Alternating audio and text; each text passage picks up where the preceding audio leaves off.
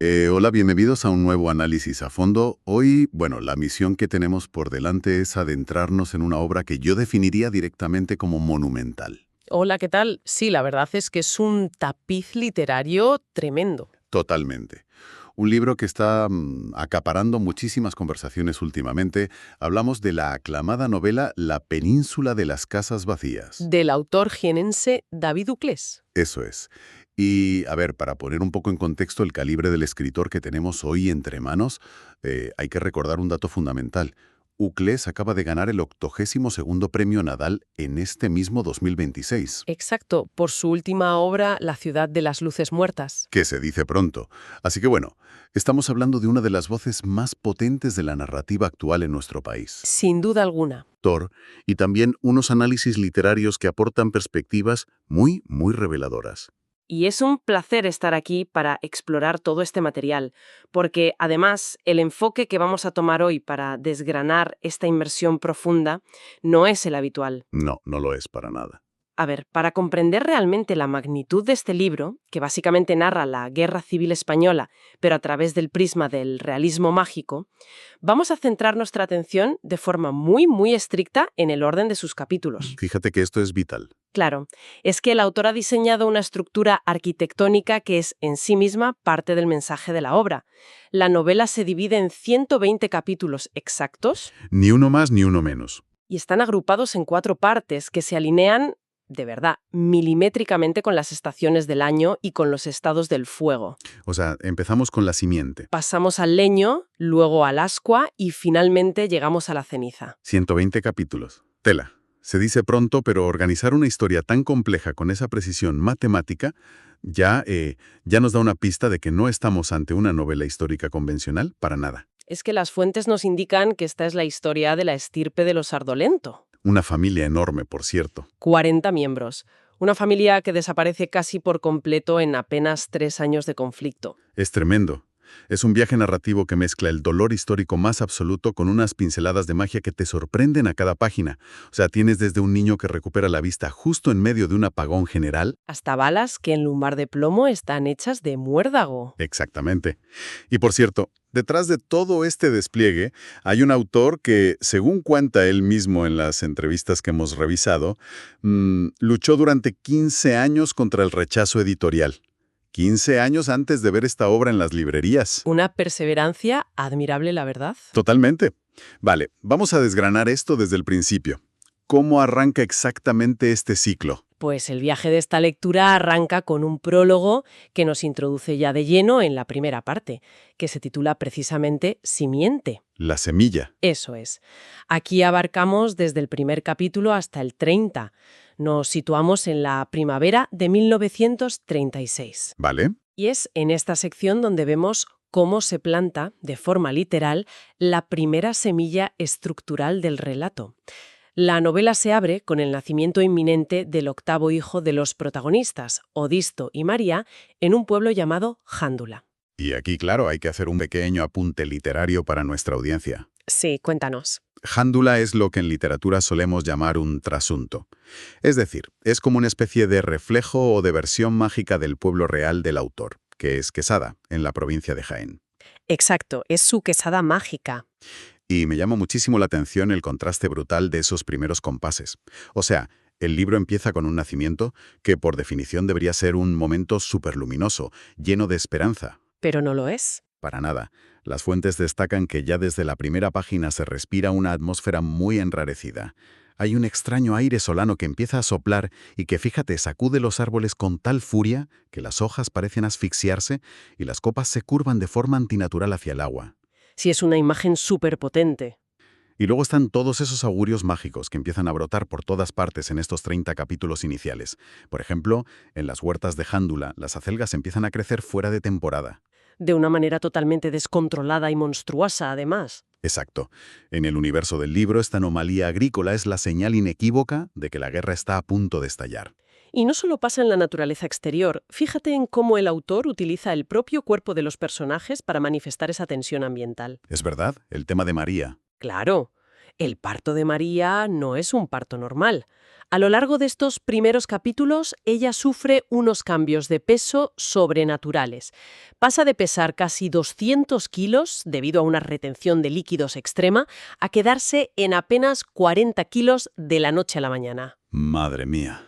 Estos elementos fantásticos no están ahí simplemente para adornar el texto, ¿sabes? No son un toque excéntrico sin más. Cumplen una función vital, que es construir un microcosmos costumbrista. Sí. A través de episodios muy concretos en esta primera treintena de capítulos que tienen títulos como El viaje a ninguna parte o La partida de ajedrez, el autor nos va mostrando las tensiones políticas latentes. Sí. Y las tradiciones religiosas también. Exacto. Tradiciones profundamente arraigadas en Jándula justo antes del estallido social. Claro. Es como si estuviera preparando el escenario milimétricamente. Las fuentes que hemos manejado mencionan que en esta primera parte se describen ceremonias de luto muy particulares, matanzas del cerdo comunitarias que reúnen a todo el pueblo, debates acalorados en la farmacia local, Es literalmente la calma antes de la tormenta. o bueno, siguiendo la metáfora de la novela, es la calma antes de que la simiente prenda fuego. La propia estructura de los capítulos te va llevando de la mano, mostrándote cómo la cotidianidad de un pueblo andaluz se va tensando hasta alcanzar un punto de no retorno. Efectivamente. Y ese punto de no retorno tiene un número. Es el capítulo 31. Ahí cambia todo. Ahí es donde cruzamos el umbral hacia la segunda parte, que lleva por título Leño, y abarca desde este capítulo 31 hasta el 60. Cronológicamente, entramos de golpe en el verano del 36. Claro, la simiente pacífica se ha secado. Se ha convertido en madera, lista para arder, y el conflicto explota. Lo que resulta de verdad sobrecogedor es cómo el libro manifiesta físicamente el inicio de la guerra en la propia geografía de la historia. La imagen de la cima. Sí. Las fuentes describen cómo se abre una enorme sima, una grieta gigantesca, justo en el Cerro de los Ángeles, que tradicionalmente se considera el centro geográfico de la península ibérica. Exacto. Y esa grieta insondable comienza a tragar literalmente toda la sangre que se empieza a derramar en el país. Se va transformando poco a poco en un inmenso volcán. A ver, y antes de meternos a analizar las batallas concretas que ocurren a partir de este capítulo 31, hay algo que las fuentes dejan muy claro y que me parece fundamental comentar ahora mismo para quien nos escucha. Sí, totalmente de acuerdo. Ojo con esto, porque al abordar un tema histórico tan complejo y doloroso, la novela retrata la brutalidad de la guerra sin paños calientes, pero lo hace desde una postura que expone las atrocidades de ambos bandos por igual. Y es crucial recalcarlo. Y nosotros hoy, al repasar el contenido de estos capítulos, vamos a mantener esa misma línea estricta de observación. O sea, debe quedar absolutamente claro que estamos informando de forma imparcial sobre el contenido de las fuentes. No estamos aquí para emitir juicios políticos, ni para respaldar ninguna visión, ni para justificar a unos o a otros. Exacto. No tomamos partido. Solo exploramos cómo el autor ha decidido plasmar ese horror histórico a través de la literatura. Es una precisión muy necesaria. Y de hecho, el propio autor mantiene esa equidistancia frente a la crueldad a lo largo de todo este bloque narrativo. El texto no filtra el horror dependiendo de quién apriete el gatillo. No, no lo hace. Por un lado, entre los capítulos 31 y 60, se describe con una crudeza tremenda la masacre perpetrada por el bando sublevado en la Plaza de Toros de Badajoz. Las fuentes que analizan la novela citan cómo el autor recoge crónicas reales de la época, llegando a hablar de, cito textualmente, un palmo de sangre sobre el suelo tras las ejecuciones masivas. Se te ponen los pelos de punta. Y por el otro lado de la moneda, el texto también aborda sin ningún tipo de tapujo el denominado terror rojo en la zona republicana. En este mismo tramo de la novela se narran detalladamente las ejecuciones en la cárcel Modelo de Madrid, las terribles matanzas de Paracuellos y también algo muy local, en Jándula. Sí, las venganzas del pueblo. Exacto. Los asesinacos puramente vengativos de civiles llevados a cabo por milicianos en el propio pueblo, que muchas veces estaban motivados por simples rencores vecinales antiguos más que por ideología pura. Si conectamos todo este derramamiento de sangre con el panorama general de la obra, vemos que la verdadera postura del autor cristaliza a través de su protagonista. Del padre de familia. Odisto, sí. Así es. Odisto se convierte en la brújula moral de la novela. Frente a la destrucción de todo su mundo, pronuncia una frase que resume su posición vital. Dice: No me gusta ninguno de los dos bandos, ni la política ni la guerra. Él representa esa neutralidad humanista. Una neutralidad que se ve absolutamente abrumada por la sinrazón que lo rodea. Pero claro, a nivel de escritura, narrar el caos de múltiples batallas simultáneas y mantener el hilo de 40 personajes a lo largo de 30 capítulos es un desafío técnico enorme. Brutal. Y es aquí donde la estructura de la novela introduce un recurso fascinante. Fíjate que eso es justo lo que te iba a preguntar. Tenemos una explosión de violencia, un volcán tragando sangre en el centro del país y 4 frentes de guerra abiertos a la vez en diferentes capítulos. ¿Cómo demonios se las arregla el autor para organizar todo este material sin que el lector se pierda por completo? Pues la solución de Ucles es brillante. Precisamente en esta parte del leño, el narrador de la historia sufre una evolución radical. ¿Cambia su forma de actuar? Totalmente. Pasa de ser una voz distante a convertirse en un personaje omnipresente, casi con un tono muy al estilo de Miguel de Unamuno, que empieza a romper la cuarta pared constantemente. Ya. Este narrador asume el control del caos. Se dirige de forma directa a quien tiene el libro en las manos para organizar la lectura, diciendo cosas como: a ver, esta batalla te la voy a contar en un episodio solo, para que no te líes, y esta otra te la adelanto brevemente. Espera, ¿estás diciendo que el narrador funciona como un director de orquesta que interviene visiblemente en el texto? Porque las fuentes también mencionan que llega a interactuar directamente con los personajes dentro de la trama. Tal cual. Hay momentos surrealistas donde los propios personajes, en medio de la miseria de la guerra, le recriminan cosas al narrador o le piden favores para intentar cambiar su destino. Es increíble. Es un recurso metaliterario maravilloso que pone de manifiesto lo artificial que es intentar darle un orden racional a una guerra fratricida. Y con este narrador guiándonos a través del desastre, el libro hace una pequeña pausa estructural. Tras finalizar el capítulo 60. Eso es. Hay un breve interludio geográfico dedicado a Portugal, titulado La región vecina, antes de adentrarnos ya de lleno en la tercera parte. Y así llegamos al Ascua. Esta tercera parte abarca desde el capítulo 61 hasta el 90 y nos sitúa temporalmente en el otoño de 1937. Cambiamos de estación otra vez. Sí. Y si la parte anterior era la explosión del leño, aquí el fuego de la guerra ya no arde con esa deflagración inicial gigantesca y ruidosa. Ahora quema lentamente, como unas brasas al rojo vivo que no terminan de apagarse. Las ascuas. Exacto. Las notas de análisis literario señalan que lo que trae este fuego lento es, sobre todo, una hambruna atroz y una desolación que empieza a calar profundamente en los huesos de los personajes. El ascua es la representación pura del desgaste, tanto psicológico como físico. Y lo interesante de estos capítulos, del 61 al 90, es que el realismo mágico no aparece para suavizar la realidad o para darle un tono de cuento de hadas. No, para nada. Todo lo contrario. El autor utiliza invenciones surrealistas para apuntalar el dolor, para intentar ilustrar un nivel de sufrimiento humano que, contado de manera puramente realista, igual se quedaría corto. Es que las imágenes que nos llegan de esta sección son de una imaginación desbordante, pero a la vez duelen muchísimo. Las fuentes destacan la historia de Martina, una de las hijas de Odisto. En uno de los capítulos, Martina recibe un disparo. Pero no es una bala normal. No, es que no es una bala de plomo.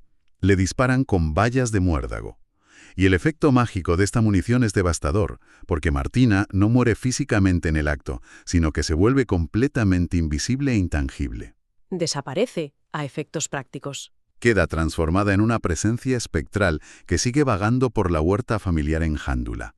Puede ver a sus padres y a sus hermanos, pero no puede tocarlos ni hacerse oír. Si lo analizamos de cerca, es una metáfora asombrosa de los desaparecidos.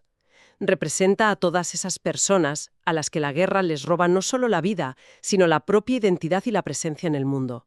Deja a sus familias conviviendo con fantasmas invisibles. Es desolador. Y luego, en otro capítulo de esta parte, tenemos el accidente del propio Audisto. Tratando de sobrevivir, cae en una especie de gruta del tiempo oculta cerca de Cuenca. Para él, la experiencia dentro de esa cueva dura lo que parecen ser unos pocos minutos de confusión. Sin embargo, cuando por fin logra encontrar la salida a la superficie, descubre que han transcurrido meses enteros en el mundo exterior. Es como si el autor nos estuviera preguntando cómo altera el trauma nuestra percepción del tiempo. ¿verdad? Totalmente. Cuando estás inmerso en un dolor tan profundo, el tiempo cronológico pierde todo el sentido.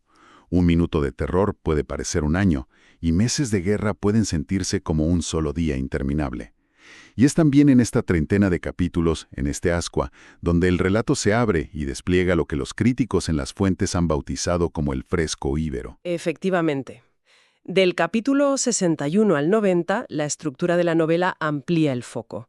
El autor ya no solo sigue a la humilde familia rural de los Ardolento, sino que empieza a cruzar sus destinos anónimos con figuras históricas reales, figuras muy documentadas. Que todos conocemos, claro. A lo largo de las páginas vemos aparecer e interactuar en el paisaje ibérico a personajes como Federico García Lorca, George Orwell, Ernest Hemingway o María Zambrano. Incluso se retrata el famoso enfrentamiento de Miguel de Unamuno desafiando a Millán Astray. ¡Qué escena! Al mezclar a la familia ficticia con estos gigantes históricos, el autor entreteje el sufrimiento anónimo con el relato universal que todos tenemos en mente. Me parece fascinante cómo ancla la fantasía en la historia documentada. Las fuentes mencionan un pasaje concreto de esta sección que ilustra esto a la perfección, que es la narración del bombardeo de Guernica. ¿Ah, sí? En lugar de dar cifras o datos tácticos sin más, el autor lo describe con una imagen poética y desgarradora. Relata la historia de un hombre solitario, un superviviente del ataque, que carga los restos aún humeantes de su pueblo en una camioneta y conduce sin descanso desde el País Vasco hasta el mismísimo centro de París. Lleva físicamente las cenizas humeantes de Guernica para plantarlas ante la mirada de Pablo Picasso y ante los ojos atónitos de toda Europa. Es una forma poderosísima de sacar el dolor puramente local y ponerlo en el centro del escenario mundial. Y toda esta acumulación de sufrimiento, de brasas que queman lentamente, nos empuja de manera inevitable hacia el desenlace arquitectónico del libro. Pasamos el capítulo 90 y entramos en la cuarta y última parte. La ceniza. La ceniza, que abarca los capítulos del 91 al 120. Históricamente nos situamos en el duro invierno que va de 1938 a 1939. Y aquí es donde se pone verdaderamente interesante la cosa. La tensión geológica y narrativa que se ha ido construyendo desde la simiente alcanza su punto de ebullición. ¿Recuerdas ese inmenso volcán de sangre en el centro de la península del que hablamos, en el Leño? Claro. Pues, en esta última parte, el volcán finalmente entra en una erupción apocalíptica. Una erupción que, en el plano de este realismo mágico de la novela, parte literalmente en dos la península ibérica. La rompe físicamente. La fuerza es tal que separa la Tierra del resto de Europa. Las fuentes describen cómo se forman enormes grietas tectónicas, fracturando el terreno desde parajes naturales como el Salto del Usero hasta los cimientos de las grandes catedrales. Se crea una fosa inmensa que aísla por completo al país, dejándolo encerrado en su propia y absoluta tragedia. Es el invierno. Es el final del fuego y ya solo queda la ceniza. Y es justo en medio de este escenario de destrucción final donde nos topamos con uno de los misterios estructurales más comentados de la novela, el enigma del capítulo 96. Yo cuando leí esto en los apuntes, me quedé de piedra. O sea, imagínate estar leyendo una novela con una estructura matemática tan perfecta, yendo del 1 al 120. Llegas al final del capítulo 95, pasas la página esperando el 96 y... Y no está. Simplemente no está, no aparece en el índice de la novela y no hay texto. Salta directamente al 97. ¿Cómo es posible que en una obra tan calculada falte un capítulo entero? Pues la explicación es, literariamente hablando, genial. Las fuentes nos revelan que la ausencia de ese capítulo no es un error de imprenta, para nada, sino un acto de censura dentro de la propia ficción de la novela. ¡Qué maravilla! Resulta que, en el desarrollo de la trama, el narrador omnipresente del que hablábamos antes tiene una discusión cara a cara con el personaje del general Franco frente a un cuadro del Greco, en Toledo. Vale, durante ese diálogo el narrador se atreve a advertirle sobre el futuro que le espera a España. Y Franco, montando en cólera y demostrando que su poder autoritario puede extenderse incluso sobre el propio papel en el que está escrito, decide silenciar al narrador. Como represalia directa, censura y elimina de un plumazo el capítulo 96 de la novela. Es una pirueta narrativa brutal. Básicamente nos está diciendo que la censura histórica es tan profunda que es capaz de agujerear el propio arte, destrozando la memoria y la estructura misma de los libros. Exacto. Mientras asimilamos este vacío, en los capítulos que van del 97 al 120 presenciamos el desmoronamiento definitivo de la familia Ardolento. Se van cerrando de forma súper trágica todas esas tramas vitales que habíamos visto nacer en la lejana primavera del 36. El ocaso de los Ardolento condensa el dolor de todo el país. Y hay 2 episodios finales que ilustran esto maravillosamente en los textos que estamos analizando. El primero es el destino de los hermanos Paulo y José. En España utilizamos mucho el término cainismo, en referencia al mito bíblico de Caín y Abel, para referirnos a la guerra civil. Sí, es un clásico. Pues bien, el autor lleva este cainismo a su expresión más literal. Paulo, que se había alistado en el bando sublevado utilizando varios nombres falsos, se encuentra en medio de la brutal batalla del Ebro. Y allí, en el fragor del combate, termina matando accidentalmente a su propio hermano José, que estaba trincherado luchando en el bando republicano. Dios. Al darse cuenta de lo que ha hecho, Paulo carga con el cadáver de su hermano cruzando media España destrozada, hasta llegar de vuelta a Jándula para enterrarlo en paz bajo un almendro de la huerta familiar. De los hermanos mayores es dura. El destino de los niños pequeños de la familia, Gonzalo y Jocito, es quizá uno de los pasajes más poéticos y dolorosos de esta ceniza. Es tristísimo, sí. Huyendo en pleno invierno, los 2 niños tropiezan y caen sobre una planta mágica que en la novela llaman la chuza. La particularidad de esta planta es que congela instantáneamente cualquier cuerpo vivo que la roce. Los niños quedan petrificados al momento, encerrados en bloques de hielo. Cuando consiguen que los vea un médico, este determina que, debido a la naturaleza mágica de la planta, el proceso de descongelación natural y seguro requerirá exactamente 36 años. 36 años. Una cifra que no está puesta al azar, por supuesto. Es el tiempo exacto que duraría históricamente la dictadura en España. Ante la perspectiva de tener a sus hermanos pequeños congelados en el tiempo durante casi 4 décadas, su hermana mayor, Ángeles, toma una decisión que te deja reflexionando profundamente. Sí. Ángeles, temiendo el futuro que le espera al país, decide descongelarlos de forma artificial aplicando calor. Pero el médico ya había advertido de los riesgos. Al forzar el proceso de esta manera, los cuerpos de los niños pierden su forma física y se deshacen por completo, fundiéndose hasta convertirse únicamente en charcos de agua clara. Es una decisión durísima. Congelar la memoria para protegerla, a costa de perder para siempre a tus propios hermanos. Las fuentes explican que la justificación de Ángeles, tan cruda como poética, es que prefiere ofrecerles ese final trágico a permitir que sus hermanos pequeños despierten en una sociedad del futuro que haya olvidado por completo la guerra, y que probablemente intente silenciar su recuerdo. Es el terror absoluto a lo vivido institucionalizado. Tal cual. Y al final de todo este inmenso periplo, ya rondando el capítulo 120, Odisto, el viejo patriarca de la familia, logra por fin regresar caminando a Jándula. Y lo que encuentra es el reflejo del título de la novela. Llega a un pueblo que es literalmente un laberinto de casas vacías. Se nos describe a Odisto caminando en silencio, llevando cosidos en la tela de su camisa 19 botones negros. 19. Un botón de luto por cada miembro de su familia cercana que ha perdido en esos 3 años de fuego. Es un cierre visual de una carga emocional tremenda. De hecho, según recogen las entrevistas al autor, Uclés hace una sugerencia muy peculiar a sus lectores. Propone que acompañen esta lectura de los últimos capítulos, esta apoteosis final de la ceniza, escuchando a todo volumen el solemne himno de los querubines de Tchaikovsky.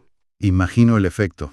O sea, una pieza coral clásica, de una solemnidad religiosa profunda, que debe otorgar al final de la lectura un tono casi de liturgia o de requiem por los caídos. Pero a pesar de tanta oscuridad, la estructura matemática del libro guarda una última carta. Tras el invierno y la ceniza del capítulo 120, cruzamos la línea y llegamos al epílogo. El ciclo implacable de la naturaleza vuelve a imponerse sobre la destrucción humana. Exacto, siempre vuelve. Entramos en una nueva primavera ya en el año 1940, donde asistimos a un nuevo nacimiento. Llega al mundo el nieto de Odisto, Luis, que es el hijo de Ángeles. Y aquí es donde la novela realiza su último giro magistral. Descubrimos que ese niño recién nacido, Luis, es en realidad quien, con el paso de las décadas, acabará convirtiéndose en el mismísimo narrador omnipresente de toda la historia que acabamos de leer.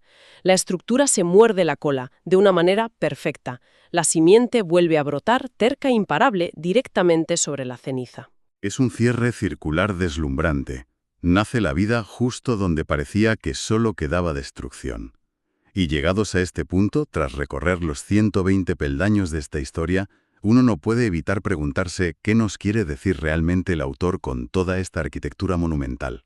Pensando un poco en ese orden tan metódico que hemos seguido hoy, de la primavera al invierno, de la simiente al fuego, de la llama viva a la ceniza, numerando el dolor de forma estricta del 1 al 120, Es todo muy simbólico. claro, da la sensación de que imponer una estructura tan rígida a un evento tan inabarcable y caótico como una guerra fratricida es, en el fondo, un mecanismo de defensa. Quizás sea la única manera en que el cerebro humano puede llegar a procesar y empaquetar un trauma de dimensiones nacionales sin volvérselo con el intento. Fíjate que en uno de los análisis literarios aportados en nuestras fuentes, el propio David Zuclés reflexiona precisamente sobre esto. Él afirma algo muy rotundo, y es que la memoria lo es todo. Es la única herramienta que nos diferencia verdaderamente de los animales. ¡Qué gran verdad! Por tanto, organizar el dolor, darle una forma legible dividiéndolo en capítulos, encerrarlo en estaciones del año y tamizarlo con metáforas de realismo mágico no es un simple ejercicio de estilo estético, es un acto de pura supervivencia. Al encasillar el caos de las masacres en una estructura cíclica y ordenada, el autor está intentando rescatar la dignidad y la humanidad que se perdieron en las trincheras, asegurándose de que el dolor tenga al menos un principio y un final inteligible para las generaciones futuras. Es una forma preciosa de verlo. Es un libro que actúa como un contenedor de seguridad para la memoria de todo un país. Y bueno, para terminar nuestra inmersión de hoy, me gustaría rescatar un pequeño detalle, un apunte casi lateral de la novela que me ha dejado dando muchísimas vueltas a la cabeza. ¿Cuál? En un momento de la trama, aparece un personaje llamado Jacobo. Jacobo es analfabeto, no sabe leer ni escribir, pero se le encarga una misión crucial, que es esconder y custodiar celosamente en una biblioteca una serie de libros futuros. Se trata de libros de historia y novelas contemporáneas escritas décadas después del conflicto. Libros que detallan con absoluta precisión todo lo que estaba ocurriendo y todo lo que aún estaba por ocurrir en esa guerra. Exacto. Jacobo los guarda con cuidado, pero claro, debido a su analfabetismo, ignora por completo que tiene entre las manos la llave del tiempo. Tiene las respuestas al desastre absoluto, pero es incapaz de descifrarlas. Y esto nos deja con una reflexión bastante provocadora para la mente curiosa que nos escucha. ¿Qué pasaría si la literatura y la historia que almacenamos hoy en día en nuestras propias bibliotecas no fueran únicamente un registro inerte de cosas que ya pasaron? Es una buena pregunta. ¿Y si, en realidad, son un mapa interactivo diseñado explícitamente para advertirnos y evitar nuestra propia era de cenizas? Se podría pensar en esto un segundo. Si hoy mismo alguien nos entregara los libros de historia escritos en el año 2100 sobre nuestra época actual, ¿tendríamos el verdadero valor de abrir esas páginas, leerlas y cambiar radicalmente nuestro presente? ¿O haríamos como Jacobo y los dejaríamos acumulando polvo en una estantería simplemente por puro miedo a lo que pudieran revelar sobre nosotros mismos? Es un pensamiento para llevarnos hoy. Nos escuchamos en el próximo análisis.